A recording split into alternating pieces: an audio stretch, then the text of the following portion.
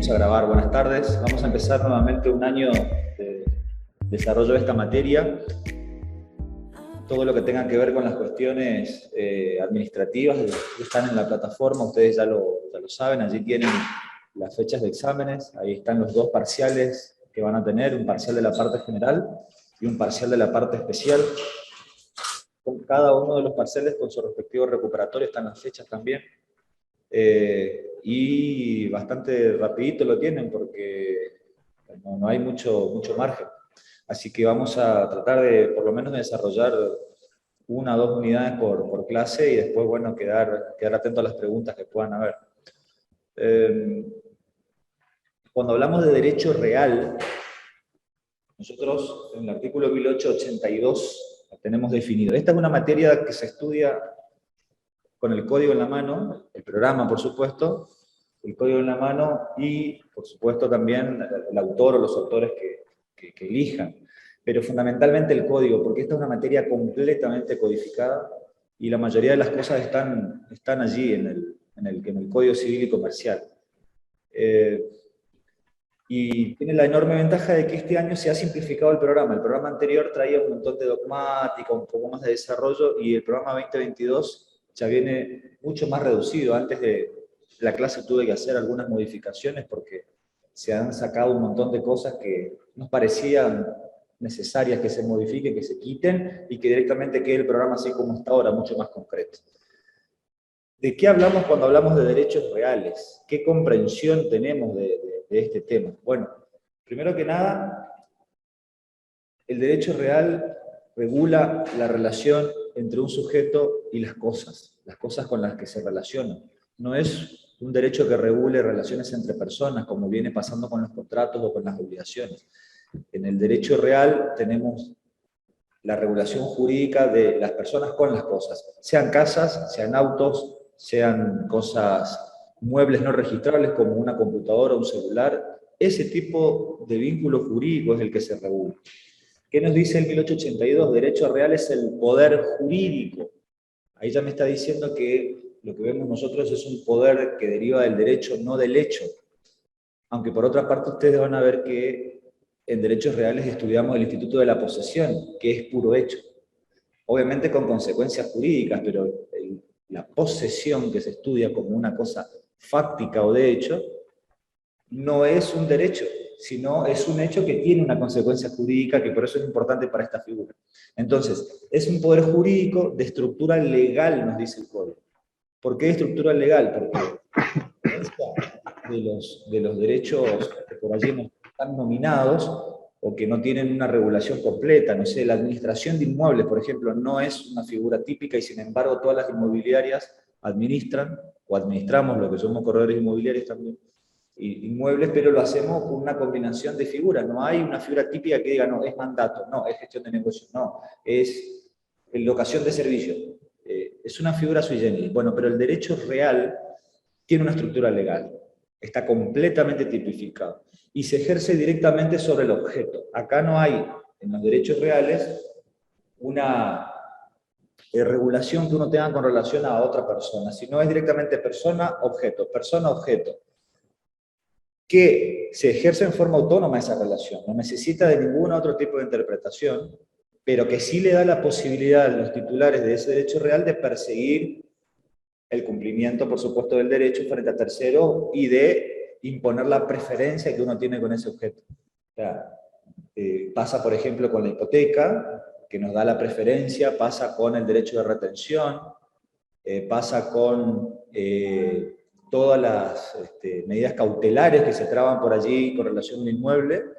Bueno, nos permite perseguir y ser preferidos. Y otras atribuciones que están en el 1882. Bueno, eso es un poco la explicación del concepto que nos da el Código Civil y Comercial. Allá tienen el primer artículo, ¿no? 1882 arranca con eso y no queda allí. Cuando ustedes estudian los contratos, ¿cómo llegamos a reales? Llegamos después de estudiar el derecho civil, la parte general, el derecho de los contratos, primero las obligaciones, después los contratos, y en los contratos siempre vemos que tenemos una relación de persona con persona y una prestación que es el objeto del contrato, no sé, la compraventa o la locación. Pero acá directamente la otra persona desaparece del juego. Ustedes dirán, bueno, pero para poder tener yo un derecho real sobre mi mate o sobre mi silla, necesité comprarlo previamente, por supuesto. Hay una causa, hay un origen que da nacimiento a la relación jurídica que pasó a tener con el objeto, pero el derecho de los contratos termina con el acto jurídico de la compraventa y ahí arranca otro, que es el de los derechos reales. Desde el momento mismo en que se configura esto, ¿no? De tener un derecho y de tener también el contacto físico con la cosa, porque los derechos reales tienen la característica de que se ejercen sobre cosas corpóreas. No hay derechos reales sobre propiedad intelectual, sobre libros, eso es otra clasificación. Si ustedes se fijan, en la clasificación de Santos y Fuentes de derechos subjetivos tenemos los derechos extrapatrimoniales, familia, derechos políticos, personalísimos, y los derechos patrimoniales. Y ahí tenemos los derechos personales, los derechos reales y los derechos de propiedad intelectual. Este está metido acá, dentro de los derechos subjetivos, porque guarda una relación con los sujetos, ¿no es cierto? Sujetos y las cosas, y allí se ubica dentro de los patrimoniales. Y desde el punto de vista de la absolutez, es un derecho real, los derechos reales son absolutos, a diferencia de los relativos, por ejemplo, como los personales. Los contratos son derechos relativos. ¿Por qué? Porque en una compra-venta hay cosas que las partes pueden disponer libremente. Recuerden que tenemos, por ejemplo, la autonomía de la voluntad o la libertad para contratar, que nos obliga a decidir, primero, contratar o no, y segundo, qué contenido le vamos a dar a ese contrato. En los derechos reales eso no se puede hacer. Porque en los derechos reales el dominio tiene una estructura jurídica y es dominio cuando se da así. O la propiedad horizontal es propiedad horizontal cuando reúne estos requisitos. Si le cambiamos algo, ya deja de ser propiedad horizontal. Lo mismo pasa con la hipoteca o con la prenda. Tienen estructuras muy, muy específicas. Entonces tenemos que ser respetuosos de eso y en ese sentido es absoluto. ¿Por qué? Porque las partes no pueden modificar el contenido de los derechos reales.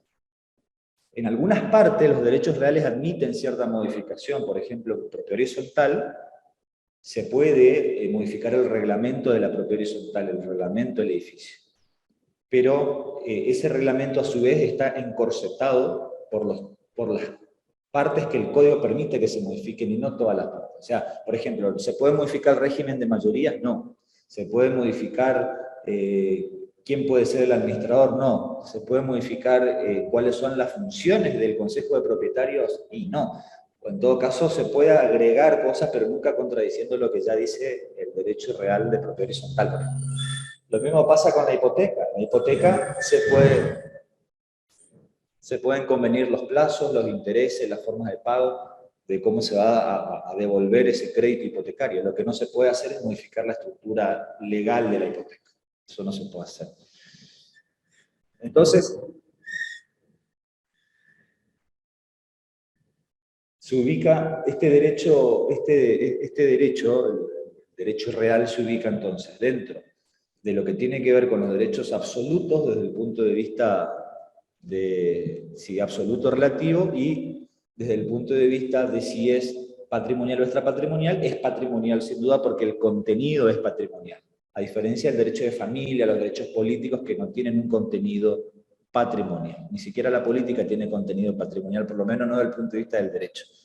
Así que bueno, otra cosa muy importante que el código ha modificado, ha simplificado, y por lo que estuve escuchando las clases de Salta, vieron que en la plataforma están las clases subidas, están allí algunos videos de las clases que se van subiendo, que van subiendo los profesores.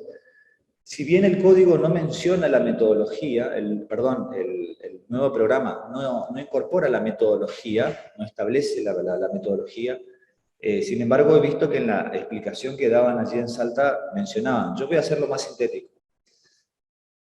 Nosotros tenemos regulación de derechos reales en el libro cuarto del código, lo mismo que pasaba con el Código Civil de Vélez Sarsfield. Lo que pasa es que La enorme diferencia que se verifica en el nuevo código es su facilidad de lectura. Supongo que la mayoría de ustedes se han formado con el nuevo código ya porque ese es el que entró en vigencia en el 2015.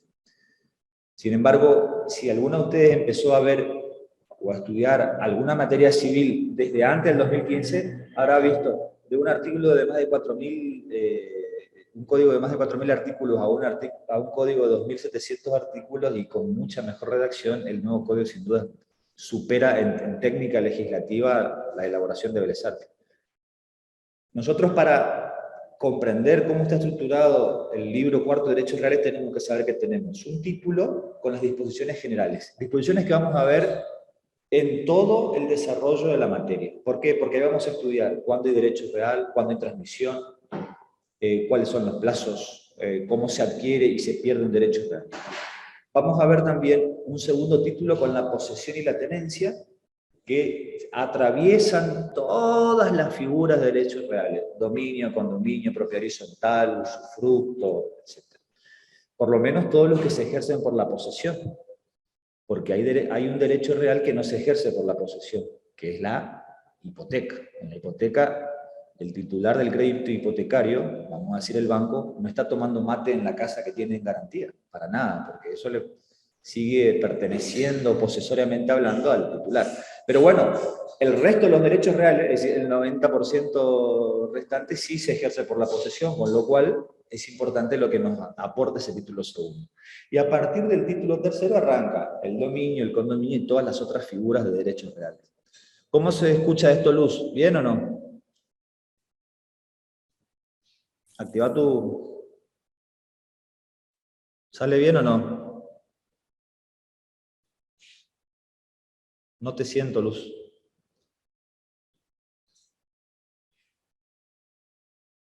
¿Se escucha o no? Fíjate si en el chat me podés aportar.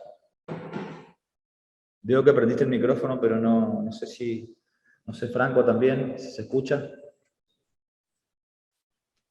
Se escucha correctamente. ¿Se escucha bien? Bueno, sí. Fíjate que, Luz, por ahí puedes estar teniendo un problema con tu micrófono.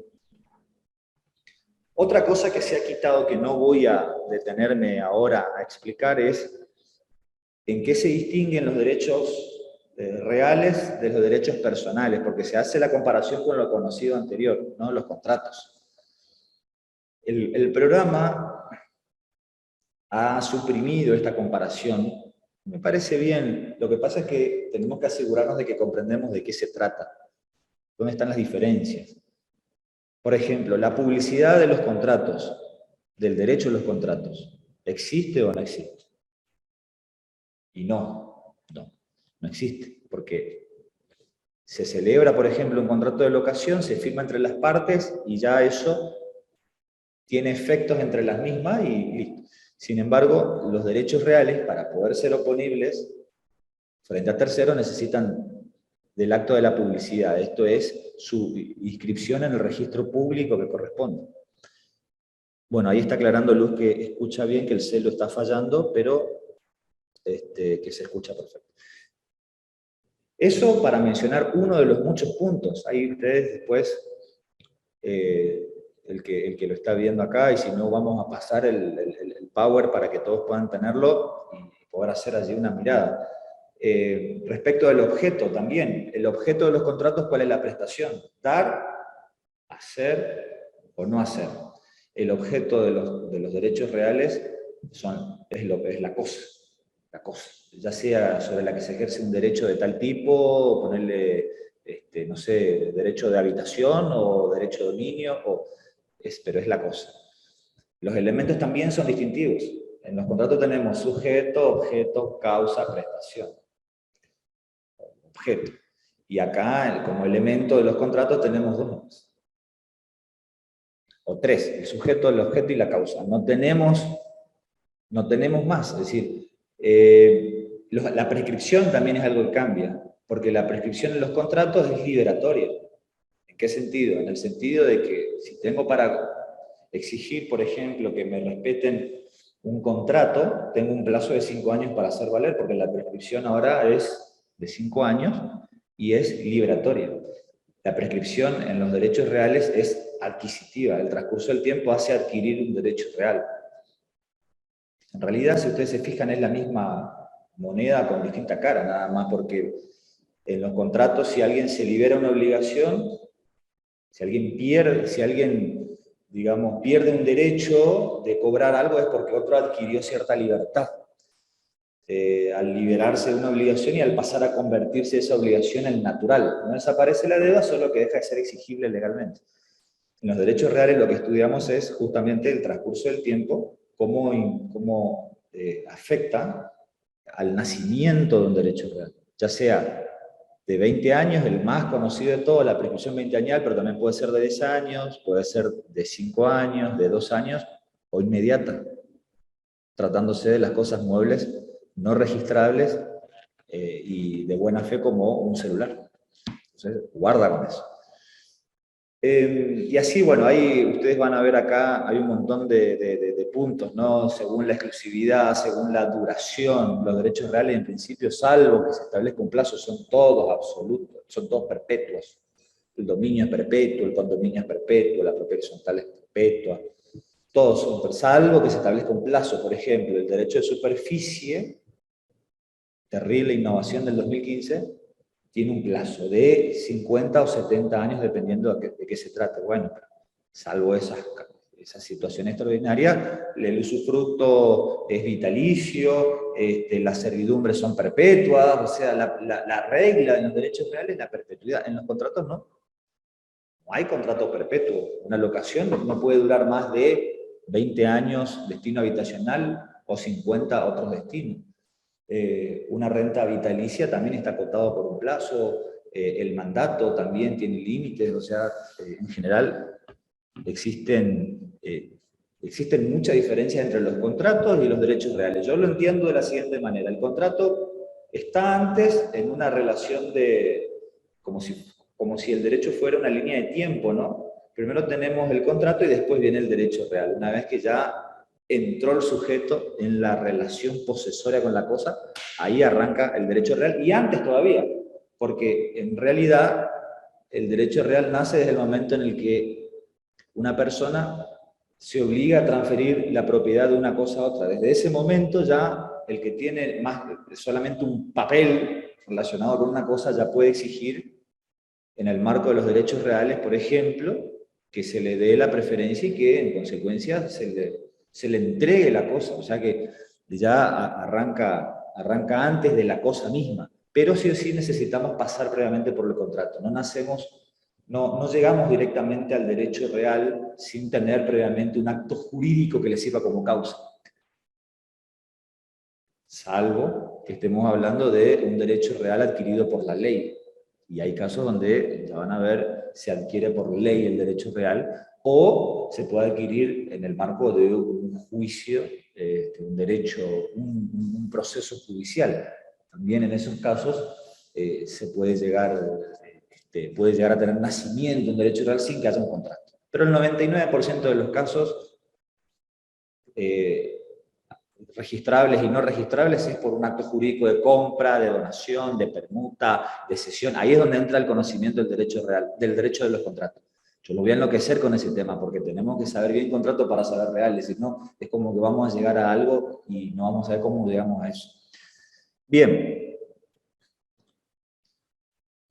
¿Qué más? Bueno, eso lo que pasé de largo es porque ya no se pide en el nuevo programa, no quiero entretenerlos. ¿Cuál es el régimen legal entonces de los derechos reales? ¿Qué nos dice el Código? Nos dice en primer lugar que el derecho real es de orden público, ¿sí? Es de orden público, en el sentido de que, y lo voy a decir ahora y lo voy a decir más adelante, todo lo que tiene que ver con la creación, la modificación, la transmisión, la extinción del derecho real, la estructura de la figura está creada por ley, las partes no pueden crear eso. La creación es de la ley, ¿sí? ¿Los derechos personales tienen orden público o no?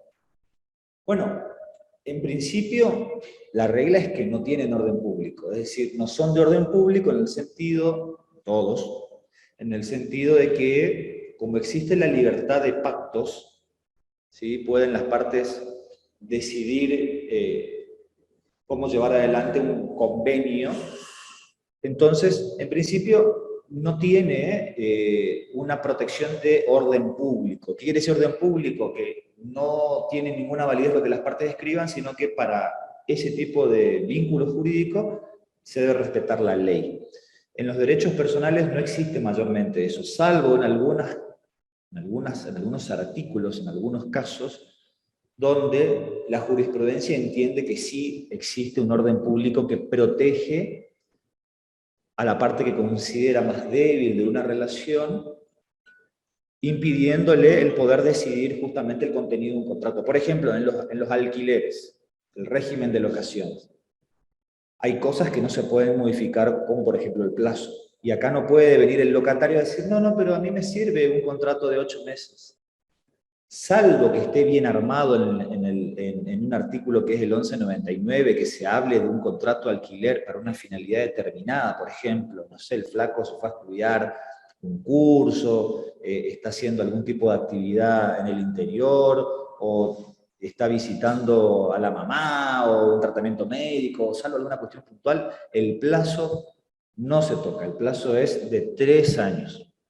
¿Sí? Por más que el locatario diga, no, no, pero yo acepto que sea de 2 años y 8 meses, o de 2 años, no se puede porque justamente allí sí hay un orden público en los derechos personales, en este caso en los contratos, y en otras cosas más, por ejemplo, en el fideicomiso, en el contrato de fideicomiso, el fiduciario, el administrador de los fondos ajenos, puede, como administrador que es, puede ser exonerado en la obligación de rendir cuentas y que las otras partes le digan, bueno, te exoneramos de rendir cuentas y listo, no te preocupes. Y no. Pero por más que las otras personas digan, no, pero le queremos exonerar porque confiamos en esta persona, creemos, no se puede. O sea, expresamente, a partir del 1666, donde arranca el contrato de fideicomiso, donde empieza a regular la parte del fiduciario, dice, no se puede exonerar al fiduciario de la obligación de rendir cuentas. Entonces, y ahí ya te está marcando algo que es de orden público. Acá, por más que vos digas que se puede, no se puede. Para que se entienda el orden público, y vamos a volver al orden público porque esta materia es de orden público, ¿qué pasa, por ejemplo, si alguien decide renunciar a su trabajo? ¿Puede hacerlo? Sí, puede renunciar a su trabajo. Pero si alguien en la renuncia dice, bueno, y de paso te perdono aguinaldo que no me pagaste, diferencia de haberes, un accidente de trabajo que tuve, no me paguen, no pasa nada, yo te exonero como trabajador. ¿Puede hacer eso? No puede hacer eso. ¿Por qué? Porque el orden público le niega al trabajador renunciar a todos los derechos que tenga. No le deja renunciar a ninguno, salvo a uno solo, al trabajo. O sea, vos podés únicamente renunciar a tu trabajo, no puedes renunciar a nada más. Y ustedes dirán, bueno, pero es medio fulero eso. Y no, es justamente, es para evitar que se pueda cometer algún abuso en perjuicio de la parte más débil. A veces le dicen, no, renunciame que está todo bien, y le hacen renunciar, y por un estado de necesidad de la parte más débil se renuncia. Entonces, no, bueno, al trabajo sí, para el resto no se tiene en cuenta la firma. No vale lo escrito. Así pasa también con los derechos reales. Si vos querés decir que el dominio va a tener tal forma o va a funcionar de tal manera la servidumbre, y no va a poder funcionar de tal manera porque específicamente los derechos reales son de orden público y todo lo que tiene que ver con la forma en la que se crean o se utilizan o se modifican y demás, todo tiene que estar de acuerdo a la ley. Salvo que la ley te permita, la ley acá es el Código Civil, salvo que el Código te permita que vos establezcas dentro de dominio fiduciario, por ejemplo, en lugar de 30 años someterlo a una condición resolutoria, bueno, ahí sí, el código te dice, puede durar o 30 años el dominio fiduciario, o el cumplimiento de una condición resolutoria. Entonces vos podés hacerlo, pero que no supere 30 años, porque te dice, o la condición resolutoria o el plazo de 30 años, lo que suceda primero. O sea, ponés si querés que el fideicomiso va a terminar cuando se entreguen las unidades funcionales, pero eso no puede tardar más de 30 años, porque si no se extingue el fideicomiso. Así es que existe margen de maniobra hasta donde el orden público lo permite. Es muy importante este tema del orden público, muy importante. Lo vamos a ver nosotros, por ejemplo, en los edificios de propiedad horizontal. ¿Qué pasa? en el 2015, el 1 de agosto del 2015 entró en vigencia el nuevo código. Y el nuevo código tiene un montón de regulaciones respecto de propiedad horizontal nuevas. Y entonces algunos dicen, no, porque en el edificio donde yo estoy, que se entregó en los años 90, estábamos con el código viejo y el reglamento de propiedad horizontal que tenemos está bien porque está de acuerdo a la legislación de esa época. Pero ¿qué pasa? Los derechos reales, al ser de orden público, hacen que toda la regulación que vos puedas tener vieja con relación a una figura queda sin efecto y se comienza a aplicar el Código Civil y Comercial, porque el artículo 7 del Código así te dice. Este Código Civil y Comercial va a entrar a regir en las consecuencias jurídicas de todas las relaciones existentes. Te habla de los alquileres, te habla de los contratos en general, te habla de los derechos reales, te habla de las hipotecas. De golpe vos tenías 20 años, ahora tenés 30, como plazo máximo. ¿Y qué pasa con el que dicen 20? Está bien, que diga 20, no pasa nada. Pero podemos firmar una por 30. Y así en general. ¿Y qué pasa si en algo se contradice? Porque el código viejo decía que el reglamento de propiedad horizontal podía hacer que el administrador contrate y despida personal. Y en la figura de derecho real nueva, el administrador no puede contratar personal en el edificio. Tiene que hacerlo el consorcio, con el quit del consorcio. Entonces, ¿cómo hacemos? ¿Que siga contratando el administrador? Y no, porque justamente este código, al entrar en vigencia el 1 de agosto y al ser de orden público, no necesita que todos los edificios anden modificando su reglamento de propiedad horizontal. Es de buena práctica que lo hagan, justamente, que se actualicen al nuevo régimen vigente. Pero si no lo hacen, igual sigue valiendo el Código Civil y Comercial. Entonces, derechos reales, afortunadamente la discusión es cortísima, pero muy, muy cortísima, porque hay que ver lo que dice el código, nada más. El código mata reglamento, mata contrato, así como Ultera mata Galán, el código mata todo lo otro. Bueno, ¿cómo se crea el derecho real? ¿Y qué es la fuente del derecho real? Tenemos creación por un lado y fuente. La creación, como dijimos, ley. Únicamente la creación del derecho real sale del Congreso de la Nación. ¿Y las provincias? No. Las provincias no pueden crear derecho real. No, pero si en Corrientes sancionaron una ley de country y eso.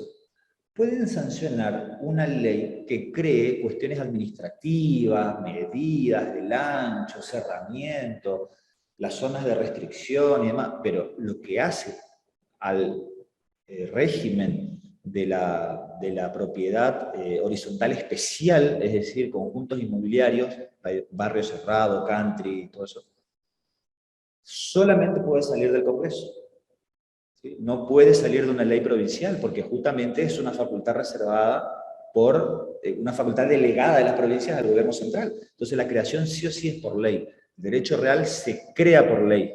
No se puede crear por las provincias y tampoco lo pueden crear las partes. No es que de golpe, como sí podemos hacer con un contrato, le ponemos acuerdo de partes. Bueno, el señor A se va a obligar a tal cosa, el señor B a cambio de eso va a pagar así un poco y de otro poco, y si por las dudas pasa esto, y podemos entrar a darle tantas vueltas a un acuerdo de partes, pero no así en el derecho real. Porque en el derecho real la cosa es clarita en función de lo que fue creado. Ahora, la creación es de la ley y la fuente del derecho real, ¿de dónde viene? Y ahí sí, la ley es la última en crear derecho real. Por ejemplo, la presunción de propiedad que tenemos todas las personas de las cosas muebles que poseen. Ahí esa notebook que utiliza Franco, el lente que utiliza Hugo, existe una presunción de que son propietarios de las cosas muebles que poseen, porque las poseen de buena fe, no es una cosa robada o perdida, con lo cual si alguien pretende decir que eso no les pertenece a ustedes, tiene que demostrar de que eso es así, y la demostración no es solamente una foto, una denuncia en Facebook, eso es pavo, tiene que ser una demostración judicial, legal. De manera tal que la ley es una fuente de creación del derecho real muy chiquita. La ley. Posesión vale título, por ejemplo, lo que era antes el 2412, el artículo 2412, ahora es el 1895. Ya lo vamos a ver más adelante. También es fuente de derecho real, es decir, vamos a encontrar, vamos a encontrarnos con derechos reales luego de una causa originaria, por ejemplo, en los casos de aluvión, que también vamos a explicar cuando veamos el dominio, en los casos de la prescripción adquisitiva veinteañal, hay una causa originaria también allí. Hay otro poquito, entonces, la ley, muy poco, las causas originarias y el 99% de los casos por la voluntad de las partes y por contrato. ¿Dónde se origina el derecho real? En un contrato. Empezando por lo más importante, debería decir por los contratos, por las causas originarias, aluvión, abulsión, usucapión, etc. Y muy poquito por la ley, en el caso de la posesión vale título, o el derecho real de habitación del cónyuge supérstite, o la cónyuge supérstite, que ya vamos a ver también de qué se trata, este derecho de poder habitar el hogar conyugal por hasta 20 años cuando el otro murió, por ejemplo, sin tener que andar haciendo nada, porque la ley lo permite, no hay que andar haciendo nada. ¿Dónde está el derecho del caballero o de la señora que sobrevivió al esposo o a la esposa, lo que hoy vieron que se puede tener todo? ¿Dónde está el derecho? En la ley. Entonces no hay que andar haciendo mayores averiguaciones, mayores indagaciones. Entonces ahí hay que distinguir. Creación siempre en la ley. La fuente en los actos jurídicos mayormente, un poco en la ley, un poco en la causa original. Después viene otro concepto que nos pide el código, en realidad nos pide el programa, que es el numerus clausus. Yo creo que ya ustedes, no sé si tienen derecho penal parte especial, pero vieron que en derecho penal, por ejemplo, o en derecho tributario, hay un numerus clausus de figuras típicas. Por ejemplo, ¿existe el homicidio? Sí. ¿Existe la lesión? Sí. ¿Y existe el delito de mirar feo? No, porque no existen los delitos que no han sido creados por la norma. No se pueden crear derechos reales que no están tipificados. En el caso también de los derechos penales, las figuras típicas, o el derecho tributario. No existe un impuesto zaraza, tiene que ser creado por ley. Bueno, ustedes dirán, en este país se crean más impuestos que tipos penales, ¿no? Pero sí, puede ser, pero también tiene que surgir de un trámite parlamentario. Lo mismo pasa con los derechos reales. Antes de la modificación al 2015 de nuestro Código Civil y Comercial, nosotros teníamos ya funcionando a través de una ley que era la 13.512, el derecho de propiedad horizontal, pero no era derecho de propiedad horizontal en realidad, sino que era el régimen de la propiedad horizontal que combinaba dominio con condominio, o sea, no estaba expresamente metido dentro del régimen civil y comercial, pero como era una creación legal, se le daba, digamos, tratamiento como si fuera de derecho real. Entonces se decía que era un derecho real que está fuera del código, pero que era un derecho real porque ha sido creado por ley. Lo mismo pasaba con la multipropiedad o tiempo compartido, que habrán escuchado hablar de la multipropiedad por el tema de los planes vacacionales, turísticos. Entonces vos comprás el derecho de usar por 10 días en el año tal destino, por ejemplo, y te tenés que bancar el resto del año con expensas y con gasto de administración y todo eso. En los derechos reales, la tipicidad, digamos, el numerus clausus es clausus, no apertus. ¿Apertus cuál es? Los contratos. El contrato, sí, el contrato realmente puede tener la forma que las partes entiendan que puede tener. Por ejemplo, al mandato lo podemos vestir de gestión de negocio, locación de servicio, o contrato de servicio, como se dice ahora.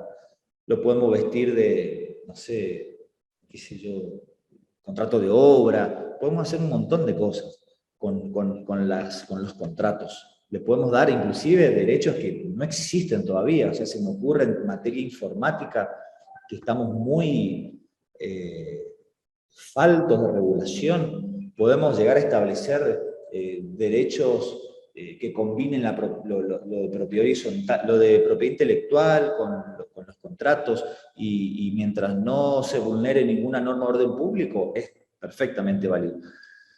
No así con los derechos reales. Bien.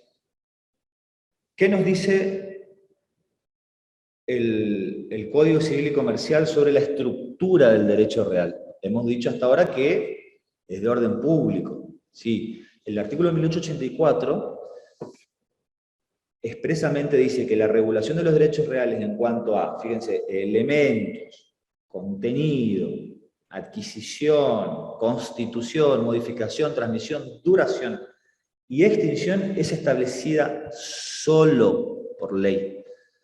Fíjense que cuando nosotros leemos un artículo,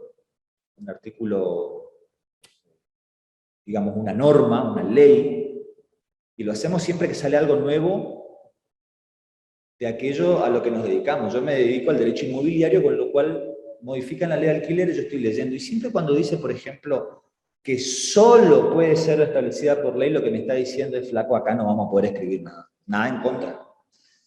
O cuando dice las partes podrán, listo, acá sí podemos toquetear todo lo que queremos. Hasta donde nos diga, salvo en este punto. Fíjense qué pasa, por ejemplo, con el tema de los contratos y precisamente la compraventa, por ejemplo. En la compraventa, ¿qué te dice? Si, dice, los gastos de transferencia de un inmueble serán, y esto implica estudio de título, mensura, honorarios de escribano, todo, serán a cargo de la parte vendedora, salvo pacto en contrario. Ese salvo pacto en contrario es un terrible salvavidas porque permite que las partes establezcan quién es el que va en definitiva a pagar, que puede ser el todo o una parte, pero deja librado ese salvo pacto en contrario. Entonces, hay que ser bastante terrorista en la lectura que tenemos que hacer acá, porque si dice solo por ley, es una cosa, si dice salvo pacto en contrario, es totalmente otra cosa. Acá me dice claramente que todo esto que está marcadito en azul, solo tiene que ser establecida por ley. Y por si fuera necesario aclarar, vieron que dice que lo que abunda no daña. Bueno, habrá que preguntarle a ese que tiene 300 kilos, capaz que no es tan así. Es nula la configuración de un derecho real no previsto en la ley o la modificación de su estructura. O sea, no era necesario que aclare, porque si me está diciendo que el contenido, la adquisición y todas esas cosas solo son establecidas por ley, queda claro que configurar un derecho real que no está de acuerdo a lo que la ley tiene establecido en el 1887 y siguientes, o la modificación de la estructura de la figura típica, no sé, del cementerio privado, si queremos modificar la estructura de un cementerio privado, jurídicamente hablando, eso es nulo. No era necesario y sin embargo acá se ha encargado el código de escribir como para que cualquier persona entienda que esto no se puede hacer. Bien. Algo que se modificó de la unidad 1, pero que, ojo, está en la unidad 3 por ahí, tiene que ver con la convalidación, artículo 1885. Y este es un artículo muy importante, que tiene que ver también con esta posibilidad de las partes, y digo de las partes porque estamos en una etapa donde si bien hay derecho real, lo que se va a convalidar es un acto jurídico, es decir, un contrato que adolece de cierto vicio, porque ¿qué pasa si yo le compro la casa a una persona que se presenta como dueña y la escribana revisa el título y dice, sí, está perfecto, hagamos? Y resulta que esa señora tenía una hermana que también era dueña, porque eran titulares de un condominio, y omitió la escribana, es un ser humano, omitió ese detalle. Y yo adquirí de una sola persona. O, ¿qué pasa si está en una sucesión la casa y hay más de un propietario y a mí me transmiten algunos, no todos? O, ¿qué pasa si me lo transmite una persona, pero la escribana omitió que todavía no cumplió 18 años y no tiene el acto de disposición para poder vender, no hay emancipación por habilitación de edad, es menor, no puede vender. Puede tener cosas a su nombre y sí, desde que nace le pueden poner cosas a su nombre, pero no puede vender. Y me la vendió un menor. O qué pasa si una persona está declarada incapaz al momento, pero incapaz en los papeles, capaz que está perfecto, digamos, la persona no tiene un problema operativo, un problema legal, figura en los papeles como incapaz. Transfiere una cosa, pero incapaz. Usted dirá, no, bueno, eso es nulo. Nulo porque... Pero para no ser tan violento, el artículo 1885 permite que quien constituye o transmite un derecho real que no tiene, pero que lo adquiere luego, la constitución o la transmisión de ese derecho real queda convalidado. Entonces, ¿qué pasa? Me lo vendió una de las hermanas. Bueno, viene la otra persona, le firma la conformidad y queda convalidado esa transmisión que hizo la primera sin estar legitimado, sin tener la capacidad para poder vender como única dueña de algo que en realidad era compartido. Entonces, esta convalidación es como una especie de salvavidas a los fines de dotar de seguridad jurídica todas las transacciones. ¿Sí?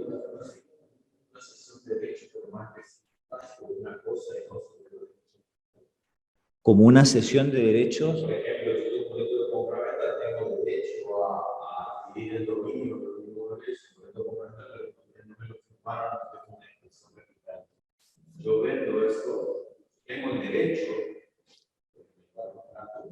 en escritura de otra parte, un juicio ejecutivo, obviamente, para recurrir en esta zona, pero no tengo el dominio que me da la ley de ¿puedo vender eso o sería una cesión de derecho? No, ahí en ese caso plantea el compañero qué pasa si tenés un inmueble adquirido por boleto, tenés el derecho personal, pero no tenés el derecho real porque no hubo título y modo suficiente, no hubo escritura, no hubo inscripción en el registro y todas esas cosas.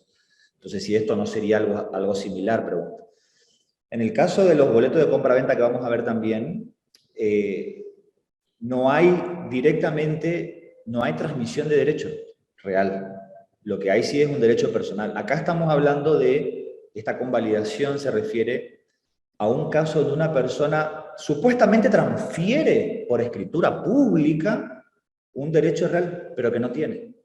El caso del boleto de compraventa está un poquito antes todavía, porque acá ni siquiera en el boleto de compraventa hay escritura pública, que en el caso de los inmuebles debería haberla. Obviamente, si se trata de un maletín, puedes transferirlo con libertad de forma. Pero en el caso de un inmueble, que fue el ejemplo que diste, tiene que haber escritura pública. En estos casos de la convalidación estamos hablando de escritura pública, pero de una persona que vendió como dueña cuando no era dueña, pero que después lo fue. Entonces, si adquiere con posterioridad el derecho que transmitió o que constituyó, porque por ahí pudo haber constituido un fideicomiso, por ejemplo, y puso algo en fideicomiso, pero pará un poquito porque apareció un hermano en una sucesión, filiación post-mortem, y ahora resulta que tenés que darle también su parte. Entonces, bueno, si adquiere luego, convalida y sanea todo eso. En el caso de los boletos ya vamos a hablar después, porque están en un estadio previo. Hay que pedir la escritura, precisamente, para poder completar el derecho real que se tiene sobre el inmueble. Eso no necesita convalidación, eso necesita escritura, básicamente es antes. Bueno, ¿y para qué más sirve esto? Por un lado, esto que acababa de decir, ¿no? Que una persona puede transferir algo de buena fe, inclusive, pero que no tiene. Lo adquiere luego, sanea. Y sanea, como se dice, retroactivamente. O sea, ¿cuándo fue la escritura? En 2019. Bueno, lo adquiere hoy, sanea desde el 2019 para acá. Es decir, para darle validez a todos los actos jurídicos que la persona que adquirió de buena fe pudiera haber realizado. Por ejemplo, si constituyó una hipoteca, si efectuó una donación, o sea, todas esas cosas adquieren una retrodatación, se dice, adquieren una validez, una validación retroactiva desde allá para acá. Y no desde acá para adelante, porque si no dejaría un lapso ahí de tiempo chimbo, como diciendo, bueno, es nulo todo lo anterior, pero ahora en adelante va a ser válido. No, tiene que ser justamente en una continuidad jurídica, tiene que darse la validez. Y esta convalidación se puede dar de dos maneras. También lo vamos a ver, lo adelanto nomás. Expresamente, por ejemplo, va mi hermana, firma no la mía en realidad, pero yo soy el que compró. Va la hermana del que me vendió y le firma, expresamente está de acuerdo, hacen una adenda al título, se inscribe, toda la historia. O tácitamente, ¿qué es eso? El transcurso del tiempo. Tampoco la ley va a estar esperando que las personas sean muy elocuentes en el acto de firmar y de ir a la escribanía y de sanear. Entonces, como existe la pachorra marca cañón en muchos casos también, la ley establece la posibilidad de que el mero transcurso del tiempo genere el saneamiento, la convalidación del acto jurídico. En este caso, por ejemplo, si hablamos de un inmueble transferido por un incapaz, 10 años ya son suficientes para convalidar el acto jurídico viciado, si se quiere. Bueno, esto lo vamos a volver a ver. ¿Qué otra cosa me pide el programa para que lo tengan presente? Y esto está dentro de la primera parte. Empezamos hablando del 1882, 1883, etc. Nos pide saber de qué se trata la persecución y la preferencia. Ustedes dirán, la persecución sería algo así como un patrullero y... No tanto. La persecución o el ius persequendi, depende del autor lean, van a encontrarlo así, o el ius preferendi, se refieren a la potestad que tiene todo titular de derecho real, dentro del derecho que posee, por supuesto, de perseguir la cosa en poder de quien se encuentre. Entonces, claro, yo compré una casa por título suficiente, escritura pública, no boleto, escritura pública, se inscribió la escritura pública, pero no me dieron la cosa. Entonces yo tengo la potestad de ir y de perseguir la cosa en poder de quien se encuentre y reivindicarla, es decir, adquirir lo que me está faltando, que es la cosa misma. Porque el derecho real no es una cuestión de papeles solamente. Necesito el contacto físico con el objeto.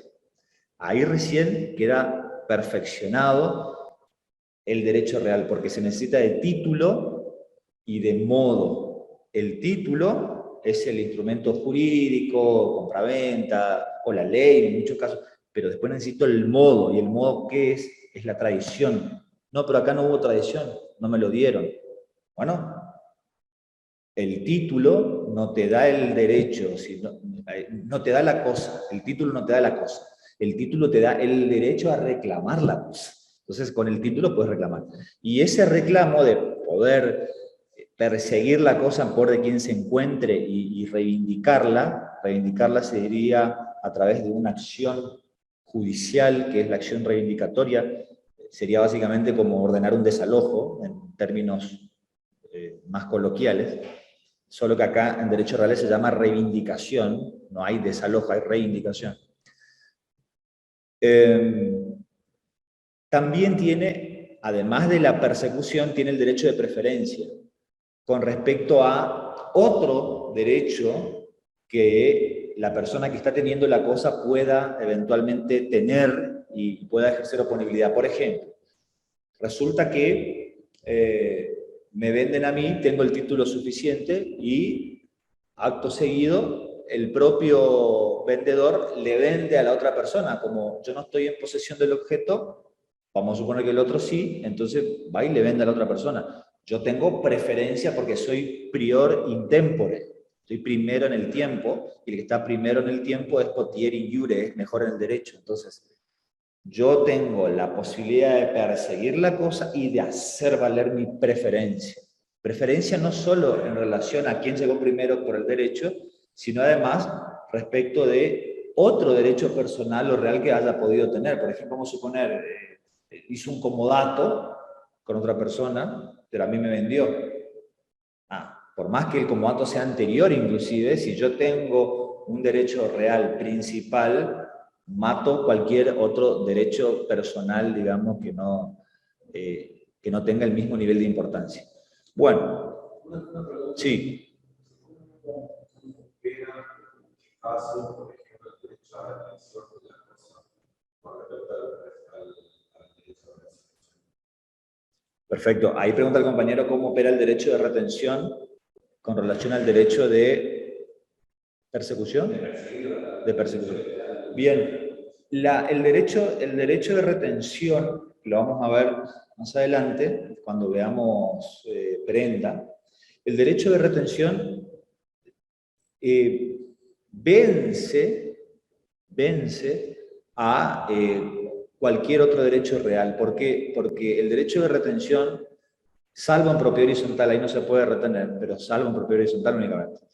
En los otros derechos sí, se puede retener la cosa, el titular, digamos, de un crédito, vamos a suponer, yo dejé la computadora para arreglar, me arreglan la computadora, yo no voy a retirarla, tengo el dominio de la computadora, quiero que me la devuelvan, y el técnico no me va a devolver si yo no le pago. Puede retener la cosa, por más que él sea un depositario, que es un depositario, una persona que recibió para hacerle algún trabajo y devolvérmela después, y que tenga un vínculo de contrato de servicio, pero ustedes dirán, pero él no tiene derecho real sobre la cosa. No lo tiene, pero sí tiene el derecho de retener la cosa hasta que yo satisfaga el crédito que él tiene en contra mío, y ahí sí yo puedo hacer valer mi derecho real. O sea, no me va a quitar el derecho real, lo que yo no puedo hacer es quitarle la cosa, que es garantía que él está tomando para cobrarse el crédito. O sea que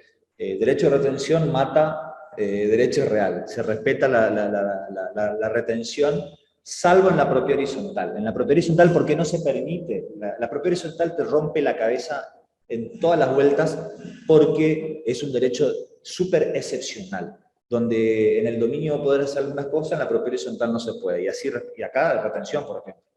El administrador tiene derecho de retención sobre la caja del consorcio, nunca. Y usted dirá, no, bueno, pero se le debe.